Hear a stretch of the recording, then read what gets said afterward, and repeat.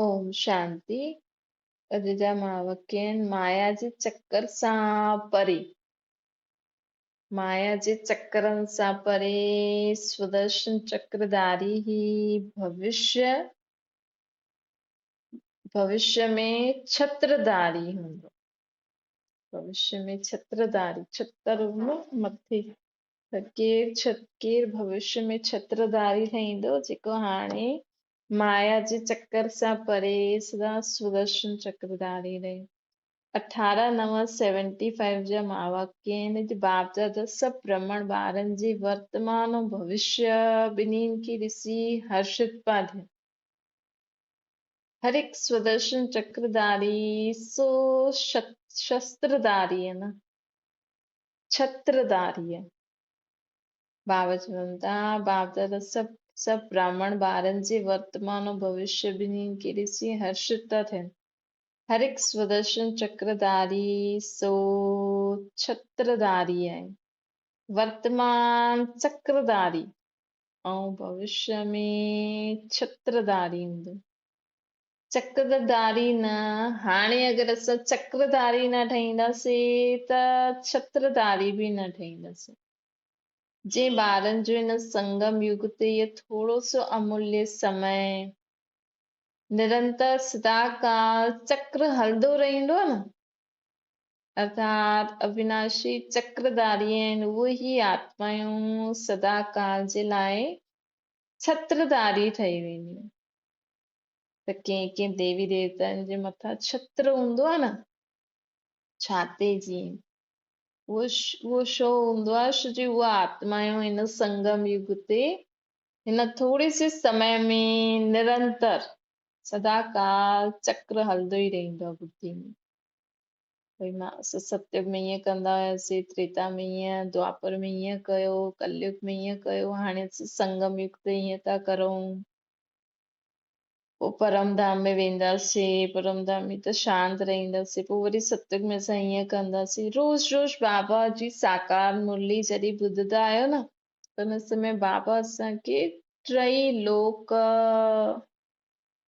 ऐं चारई युग घुमाईंदा आहिनि। हुन समय कॾहिं बुद्धि, कॾहिं बाबा परमधाम जे बारे में ॿुधाईंदा आहिनि त बुद्धि मथे हली वेंदी आहे। कॾहिं बाबा सतयुग जे बारे में ॿुधाईंदा आहिनि, कॾहिं बाबा त्रेता जे बारे में, कॾहिं द्वापर जे बारे में, कॾहिं कलयुग जे बारे में, कॾहिं संगम युग जे बारे में। त ईअं असां बाबा जी ॻाल्हियूं यादि कंदा रहूं ऐं जॾहिं सुबुह जो मुरली साकार ॿुधदा आहियूं, हुन समय असां पंहिंजी बुद्धि खे घुमाईंदा वञूं, सॼो ॾींहुं बि मनन कंदा रहूं त निरंतर चक्र हलंदो रहंदो न। चक्रधारी थियण वारी आत्मा सदा माया अधिकारी हूंदी, अर्थात माया ते विजय प्राप्त कयल हूंदी। माया अधिकारी आत्मायूं ही बाबा जे बेहद जे वर्से जे अधिकारी ठही सघंदियूं आहिनि। अर्थात सुदर्शन चक्रधारी सो छत्रधारी ठहींदियूं। अगरि तव्हांखे पंहिंजी मूर्ति जे मथां छत्र खपे त सॼो ॾींहुं चक्र बुद्धि में यादि कजो। सदैव चक्र ऐं छत्र ॾेखारे में ॾींदो। चक्रधारी आत्मा जी निशानी छा ॾेखारे में ॾींदी? पंहिंजी निशानी तव्हां सभिनि ॾिठी आहे। चक्रधारी हाणे बि लाइट जे छत्रधारी ॾेखारे में ॾींदा। चक्र जी निशानी आहे लाइट जो चक्र ॾेखारे में ॾींदो। अहिड़ा चक्रधारी सिधी माया जी अनेक प्रकार जे चक्करनि सां मुक्त थींदा। जे पंहिंजी देह जी स्मृति जे अनेक व्यर्थ संकल्पनि जे चक्कर सां, लौकिक अलौकिक संबंधनि जे चक्कर सां, पंहिंजे अनेक जन्मनि जे स्वभाव संस्कार जे चक्कर सां, प्रकृति जे अनेक प्रकार के आकर्षण जे चक्कर सां उहो सदैव मुक्त हूंदा। बाबा चवंदा जेका चक्रधारी हूंदा न, उहो माया जे अनेक चक्कर कहिड़ा कहिड़ा हूंदा आहिनि? देह जी स्मृति, अॼु सुबुह जो बाबा चई न पंहिंजी देह खे एॾो श्रृंगारो न। हा ठीकु ठाक रखिणो आहे, लेकिन ज्यादा श्रृंगार करणु ज्यादा ध्यानु न। त ये देह जी स्मृति जे अनेक व्यर्थ संकल्प जो चक्कर लौकिक ऐं अलौकिक भी जो ब्राह्मण परिवार आहे न उनमें भी असां कल्ह बाबा चई न सेवा भी करो त साथी ऐं साक्षी स्थिति सां मतलब बाबा खे साथ रखी करे सेवा करो ताकि उन्हनि जी विशेषताउनि जे उन्हनि में जे प्रभाव में न अची वञे न त पोइ असां लौकिक त छॾूं पोइ दीदी भैया दादी यादि ईंदो अचे बाबा यादि ई न अचे त लौकिक ऐं अलौकिक संबंधनि जे चक्कर सां माया जा अनेक प्रकार जा चक्कर कहिड़ा आहिनि देह जी स्मृति जे अनेक व्यर्थ संकल्प लौकिक अलौकिक संबंध अनेक पंहिंजे अनेक जन्मनि जी स्वभाव संस्कार जे चक्कर प्रकृति जे अनेक प्रकार जे आकर्षण जे चक्कर उहो सदैव हिन सां मुक्त हूंदा सिवाय सुदर्शन चक्र जे उहा ॿियो कोई चक्कर में अची न सघंदा बाबा चवंदा आहिनि अन्य आत्माउनि खे बि बाप सां प्राप्त हुई शक्ति द्वारा अनेक चक्करनि सां सहज ई छुड़ाए छॾंदा माया जे अनेक प्रकार जे चक्करनि जी निशानी छा आहे जे चक्रधारी आत्मा जेका सॼो ॾींहुं सुदर्शन चक्र फिराईंदी रहंदी न हुनखे लाइट जो ताज हूंदो आहे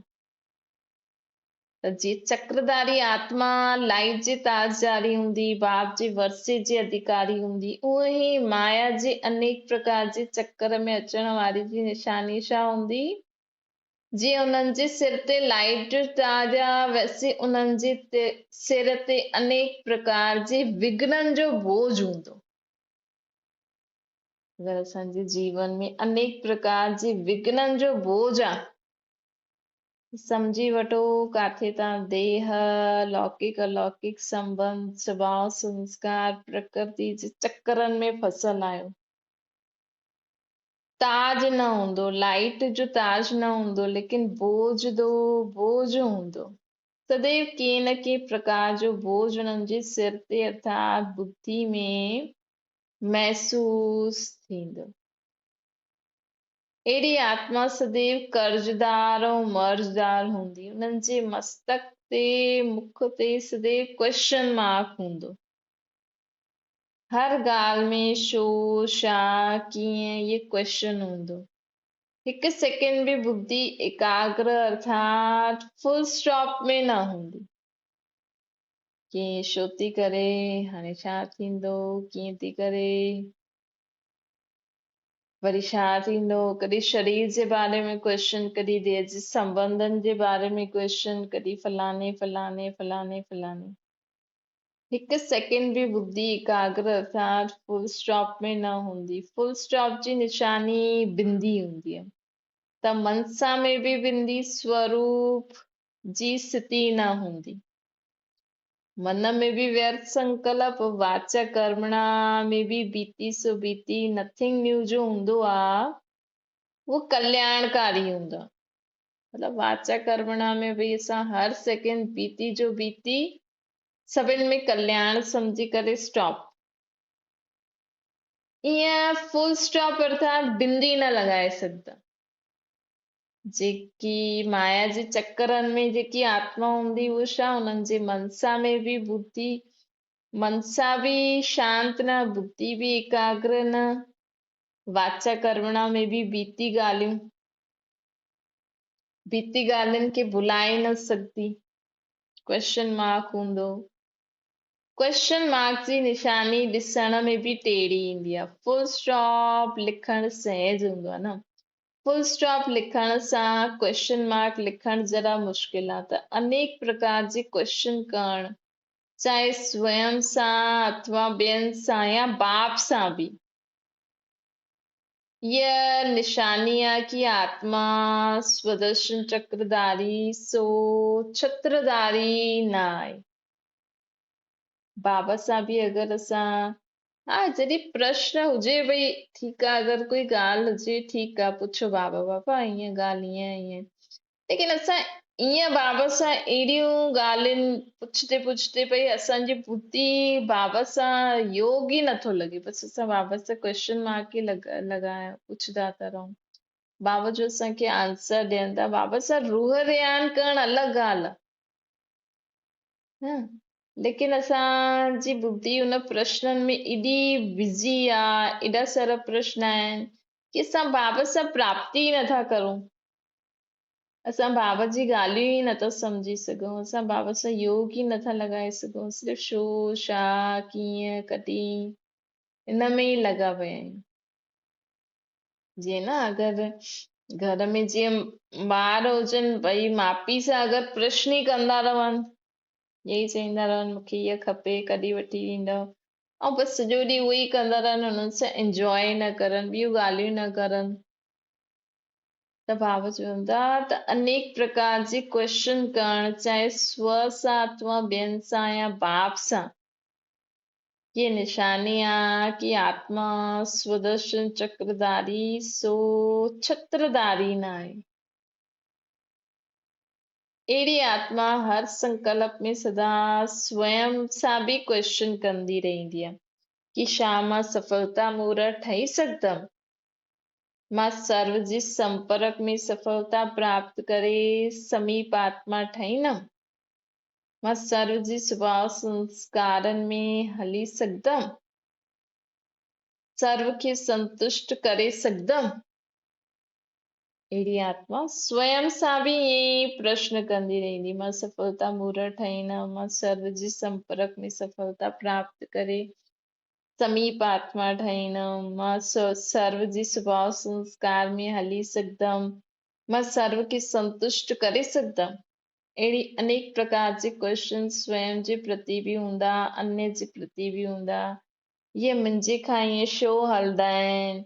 मूंखे विशेष सहयोग छो न मिलंदो आहे, मुंहिंजो नाम मुंहिंजो मान छो न थींदो आहे, इन प्रकार जे अन्य जे प्रति क्वेश्चन हूंदा। ईअं ई बाप जे प्रति बि क्वेश्चन हूंदा, ॿियनि जे प्रति बि क्वेश्चन हूंदा, स्वयं जे प्रति बि क्वेश्चन हूंदा। हाणे बाप जे प्रति छा क्वेश्चन हूंदा, जॾहिं बाबा सर्वशक्तिवान आहे त मुंहिंजी बुद्धि खे छो था पलटाइनि, नज़र सां निहाल करण वारो मुंहिंजी तरफ़ छो न ॾिसंदा आहिनि, मुंहिंजी तरफ़ नज़र छो न रखंदा आहिनि, जॾहिं बाप आहे त जीअं बि आहियां, कीअं बि आहियां, उन्हनि जी आहियां, उन्हनि जी ज़िमेवारी मूंखे पार कराइण, जॾहिं दाता आहे त मां जो चाहींदी आहियां उहो मूंखे छो न ॾींदा आहिनि बाबा। ईअं थींदो आहे बाबा जे प्रति बि प्रश्न। असांखे जॾहिं बि तव्हांखे प्रश्न उत्पन्न थिए न स्व जे प्रति, सर्व जे प्रति, बाप जे प्रति, त संकल्प करो सभी सुठा आहिनि, सभी पंहिंजो पंहिंजो पार्ट एक्यूरेट वॼाइनि था। मां बि, मूंखे बि पंहिंजी भाग्य अनुसार जो बि मिलियो आहे ॾाढो ई सुठो मिलियो आहे। बाबा बि मूंखे सदा ई मदद कंदा आहिनि, मूंसां गॾु आहिनि, मूंसां गॾु आहिनि, छो त इहा बि अनेक प्रकार जी माया हूंदी आहे। अगरि हिकु बार बि बाबा जे प्रति प्रश्न अची वियो न, भई बाबा खे मां एॾो यादि कंदी आहियां, बाबा मूंसां ईअं छो न कई, बाबा मूंखे छो न उथाई अमृत वेलो। कॾहिं कॾहिं थींदो असां बाबा जे मथां निश्चय रखी सुम्ही पईंदा आहियूं, लेकिन बाबा त असांखे उथाईंदो आहे, लेकिन कर्मनि जो बोझ या जो बि कारण हूंदो आहे उहो असांखे टच थी वेंदो, बाबा ज़रूरु ॿुधाईंदा आहिनि। लेकिन त बि असांखे कोई बि प्रश्न स्व जे प्रति, कंहिंजे बि प्रति या बाप जे प्रति बि मन में प्रश्न न हुजणो खपे। हमेशह इहो सोचणो खपे कि हर ॻाल्हि में कल्याण। चल मां अमृत वेलो न बि उथियमि, छो जे अगरि इहो प्रश्न रहिजी वियो न, पोइ सॼो ॾींहुं तव्हां बाप खे न यादि करे सघंदव। पहिरीं ॻाल्हि आहे असांखे मन खे शांति रखिणो आहे, बुद्धि खे एकाग्र। चलो मां अमृत वेलो न उथियमि, बाबा मूंखे न उथियाई, चलो जो बि कारण मूंसां ईअं थियो, चलो बाबा मुंहिंजी मदद त कई हुनई, लेकिन हिन ॻाल्हि में ई कल्याण। हिकु इहे शब्द असांखे सदा यादि रखिणो आहे कि हर ॻाल्हि में कल्याण आहे। जॾहिं असां इहे सोचंदासीं न, भई हिन में बि कुझु न कुझु कल्याण हूंदो, त असांजो मन शांति थींदो, असांजी बुद्धि बाबा सां गॾु टिकंदी, पोइ असांखे यथार्थ उत्तर मिली सघंदो, हा भई हिन जे कारण हीअं थियो। त असांखे पंहिंजी या कोई बि जो बि एक्स वाई जेड जो बि अगरि हुन में रीज़न हूंदो न, बाबा असांखे तुरंत टच ज़रूर कंदा। लेकिन अगरि असां प्रश्न में उलझा रहंदासीं, जीअं सिंपल आहे ॿार जे लाइ, ॿार खे असां चऊं कि ठीकु आहे तोखे वठी ॾींदासीं, या ॿार बार बार चए छो, छा, कॾहिं वठी ॾींदव, कीअं वठी ॾींदव, फलानो फलानो, त ॿुधायो तव्हां हुनजो उत्तर करे सघंदा आहियो जेसिताईं उहो शांत न थिए। उहे ई असां बि बाबा जा ॿार आहियूं, त असांखे कॾहिं बि बाबा जे लाइ, स्वयं जे लाइ, कंहिंजे लाइ बि कोई प्रश्न न हुजिणो खपे, सदा संतुष्ट। त बाबा चवनि था, ॾिसो कई ॿार मुंहिंजे बाप जे लाइ बि प्रश्न कंदा आहिनि, त त्रिकारदर्शी आहे बाबा मुंहिंजो, मां चुनिन कालनि खे ॼाणंदो आहियां, त मूंखे स्वयं ई पंहिंजी शक्ति सां श्रेष्ठ पद छो न ॾेखारींदा आहिनि। अहिड़ी मिठी मिठी शिकायतियूं बाप जे अॻियां रखंदा आहिनि। हिकु तरफ़ जन जन जो बोझ आहे, ॿी तरफ़ बाप जा ॿार थियण जे नाते बाप द्वारा प्राप्त हुई सर्व अधिकार जो रिटर्न करण जो फर्ज पालन न करण जे कारण, अर्थात पंहिंजो फर्ज न पालन करण जे कारण फर्ज जे बजाय कर्ज ठही वेंदो आहे। बाबा चई न हिकु बार कि जेतिरी असां बाप दादा जी पालना वठंदा आहियूं न, ओतिरो असांखे रिटर्न बि करणो खपे। अगरि असां बाबा जी पालना ई वठंदा रहंदासीं ऐं सेवा न कंदासीं, रिटर्न न कंदासीं, त बोझो चढ़ी वेंदो। भई अगरि असां बाबा असांजी हेॾी पालना करनि था ऐं असां सेवा न करूं, कंहिंखे बाप जो परिचय न ॿुधायूं, ज्ञान न ॾियूं, त उहो असां ते बोझ चढ़ी वेंदो आहे। इन करे बाबा चवनि था, हिकु तरफ़ त असांजे मथां ऑलरेडी एॾो बोझ आहे, ॿियो तरफ़ असां बाप जा ॿार ठहिया आहियूं, त बाप दादा द्वारा सर्व बाबा असांखे एॾी सारी शक्तियूं ॾियनि था, गुण ॾियनि था, ज्ञान ॾियनि था, ऐं असां उन शक्तियुनि सां अगरि ॿियनि जी पालना न कंदासीं, ॿियनि खे मदद न कंदासीं, त बोझ चढ़ी वेंदो न। कर्ज जो बोझ आत्मा जी सर्व कर्मेंद्रियनि कमज़ोरियुनि जे मर्ज रूप वठी वठंदो आहे। अगरि असांजे मथां कर्ज चढ़ी वेंदो न, जे सम्झो असां कंहिंखां पैसा वठंदा वञूं वठंदा वञूं वठंदा वञूं, त चईंदा न भई एतिरो रिटर्न बि करिणो आहे, त असांखे रिटर्न न कंदासीं त सर्व कमज़ोरियुनि जे मर्ज जे रूप वठी वठंदो आहे। ईअं डबल बोझ वारा सुदर्शन चक्रधारी न ठही सघंदा आहिनि। हिकु त आहे चक्रधारी, ॿियो आहे बोझदारी। त कहिड़ा कहिड़ा बोझ बाबा ॿुधाई? बाबा चई न, हाणे कॾहिं जेका माया जे चक्कर में अची वेंदा आहिनि, त उन्हनि जे मथां विघ्न, अनेक प्रकार जे विघ्ननि जो बोझ अची वेंदो आहे, उन्हनि जी बुद्धि में महसूस बि थी वेंदो आहे। इन करे सभु बोझनि सां, तॾहिं त बाबा चईंदा आहिनि सुदर्शन चक्र फिराईंदा रहो, कि मां सतयुग में देवता हुयमि, पोइ त्रेता में ईअं, द्वापर में ईअं, पोइ कलयुग में ईअं, पोइ वरी बाबा ईंदा मूंखे ज्ञान युग जी शिक्षा ॾींदा, वरी मां बाबा सां शक्ति वठी विश्व जी सेवा कंदमि, वरी मां परम धाम में वेंदमि, वरी बाबा सां गॾु वरी मां हेठि ईंदमि पंहिंजो पाठ वॼाइण। त बाबा चवनि था ईअं चक्कर फिराईंदा रहो, या त ईअं यादि करो अॼु बाबा सतयुग जे लाइ कहिड़ी ॻाल्हियूं ॿुधाई, अॼु बाबा स्वर्ग में सतयुग त्रेता ॿई अची विया,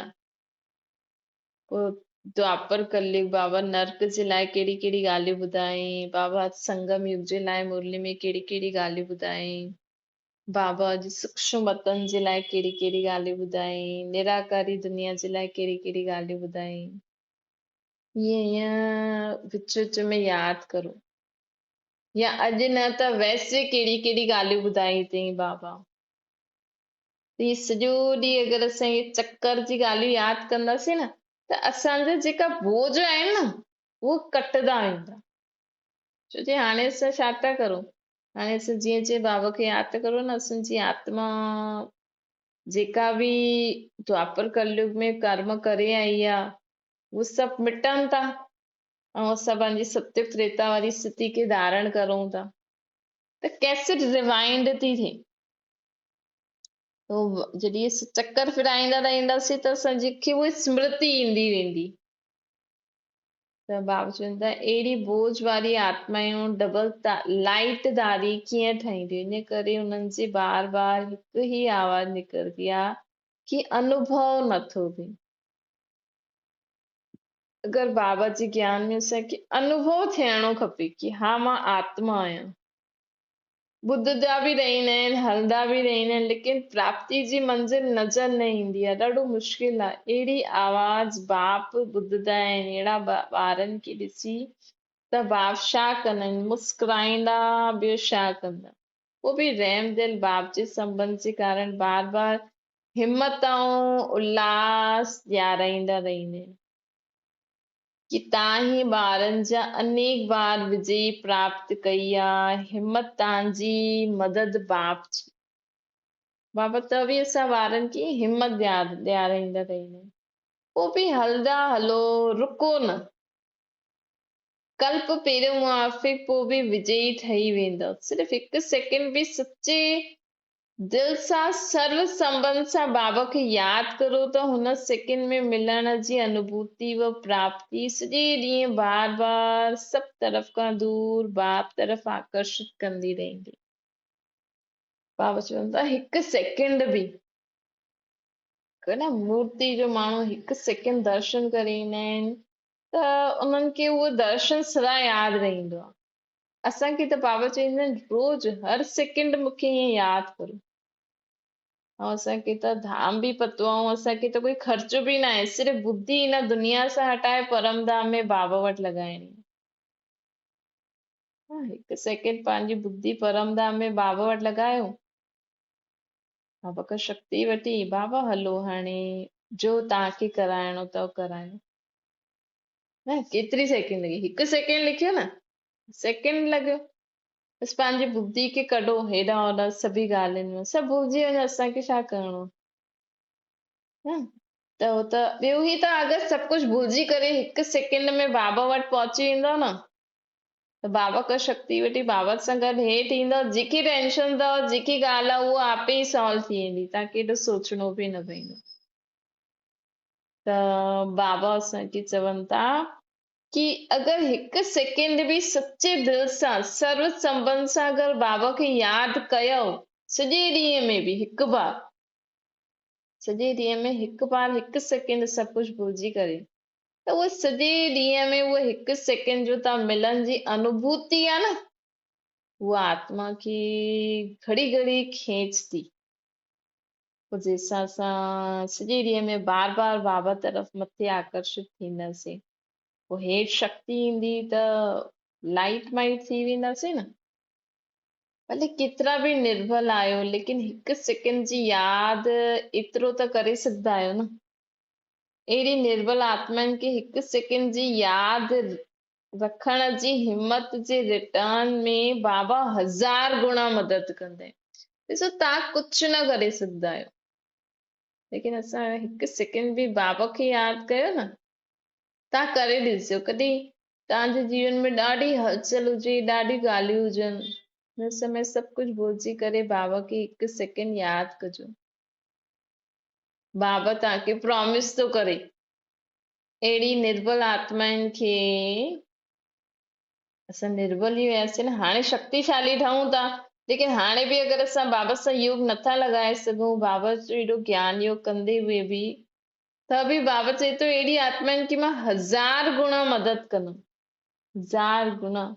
हिकु सेकेंड यादि करण जे बदिले मतिलबु 1000 बार बाबा असांजी मदद कंदो हिन करे सहज ॿियो छा करनि न असांजी तरफ़ सां योग बि बाबा ई लॻाए छा